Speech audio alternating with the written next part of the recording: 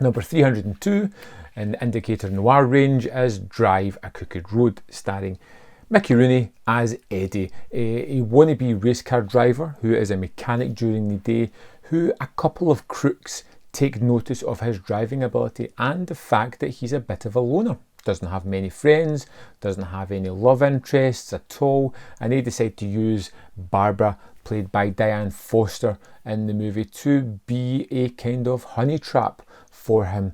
They send her in to kind of cajole and get hold of this man's attentions, wrap him around her finger, and then they're going to come in with the heavy sell of doing a getaway driver job for them. Very simple, kind of thing you've seen done before, but what I liked most about this was the pacing of the movie. It's not slow by any means, but it feels measured. It's no rush to get to its ending. It's happy to take its time. It does several scenes where it just allows the characters to breathe a little bit, and I really liked it because of that. Now, Kevin McCarthy stars in this one as Steve, the main kind of bad guy, and I think that he's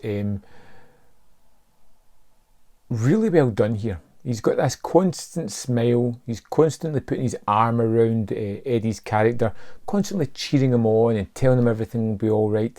But you feel like he's selling snake oil. You know, he's got that smile. Everything he says is just to pacify or placate our main character. Eddie's fairly simple. It comes across in quite several scenes. He's just interested in driving and cars. That's his passion. Outside of that, he literally has nothing.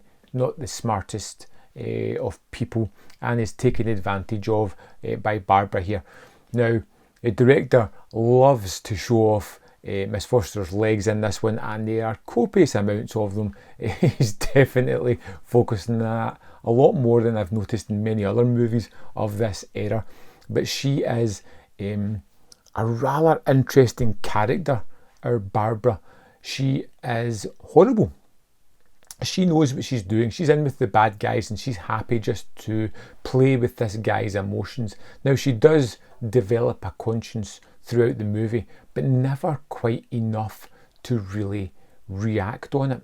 She just feels sorry for him. Not that she's attached herself or grew any feelings. She just feels sorry. And Eddie's character becomes more enraptured by this woman simply because she's willing to give the time of day, and he's willing to do anything for her if it means throwing away the rest of his life on this job because it's something that she would like.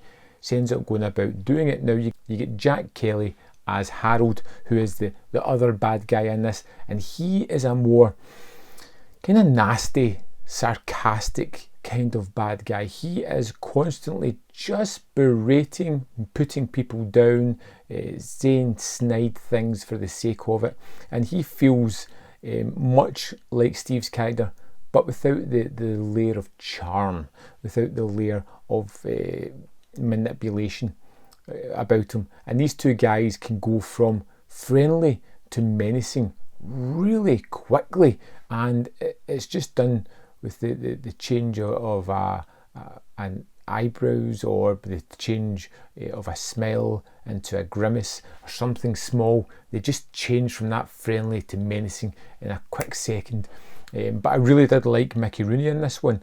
I think he was that kind of wide-eyed, naive, innocent type of character who is chewed up and spat out by this trio of horrible people.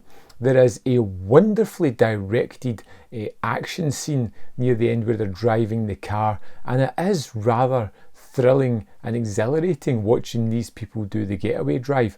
The whole crime and the getaway at the end of it is a standout sequence within the movie. I thought it was wonderful, really well done, and really truly exciting. I liked a lot of the characters, even the ones that I didn't like Harold. I thought he was portrayed brilliantly. I thought his sarcastic nature fitted him perfectly, and even Barbara was a character that I kind of liked at the start but grew to hate pretty quickly into the movie. And I think Diane Foster did a wonderful job here, and just these four actors who are the mainstay of the movie really drive this one forward. And I really liked this, really liked it a lot. It was unexpected. I loved, like I said, the pacing, which was really measured. There was no rush to get to that finale, but when it gets there, it's all high octane and the kind of noir that you expect to happen, where everybody's going to end up in a much horrible place than they started in the movie. And this one has got some extras as well on it. Now, this is a world premiere on Blu-ray, and yet again, it's an awesome transfer. It's got an audio commentary with film critic Nick Pinkerton, a Guardian interview with Mickey Rooney, which is 83 minutes in length, which I've not checked out as yet. It's got an introduction by Martin Scorsese. Now, it's only 2 minutes, and it's obviously been doing the junket for Hugo at the time. 2 minutes with Martin Scorsese talking about a movie feels like a masterclass, and I just loved it. I wish they had more of Scorsese talking about these movies where he has an obvious passion about them. Next up, we had Screen Snapshots, which is Mickey Rooney Then and Now, which was a 10-minute little oddity. It was fun, throwaway, nothing too important there. You could easily miss out on it and you're not going to lose anything of merit. And of course, we've got Higher Than a Kite, which was a comedy starring the Three Stooges. Another one that I really rather enjoyed. Typical Stooges shtick, but just to see these remastered in this wonderful HD that they've done is just terrific. This ties for me with Escaping the Fog as being a really great movie.